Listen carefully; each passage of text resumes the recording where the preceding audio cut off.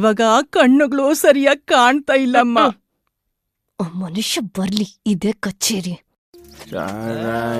ಸೀಸೆಯಲ್ಲಿ ದೇವಿ ಕಾಣದಲ್ಲಿ ಸುಂದರಿ, good morning.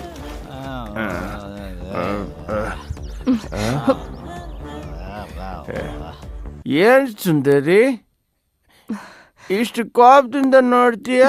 ಮತ್ತೆ ಕೋಪದಲ್ಲಿ ಮಾತಾಡ್ದೆ ಇನ್ನೇನ್ ಪ್ರೀತಿಯಿಂದ ಮಾತಾಡ್ಸ್ಲಾ? ಏನ್ ಹೇಳ್ತೀಯ? ನಿಮ್ ಬಗ್ಗೆ ಯೋಚನೆ ಮಾಡಿ. ಅಯ್ಯೋ, ಬರೋ 400 ರೂಪಾಯಿ ಸಂಬಳದಲ್ಲಿ 300 ರೂಪಾಯಿ ಕುಡ್ದು 100 ರೂಪಾಯಿ ಕೊಟ್ರೆ ನಾನ್ ಸಂಸಾರ ಹೇಗ್ ಮಾಡ್ಲಿ?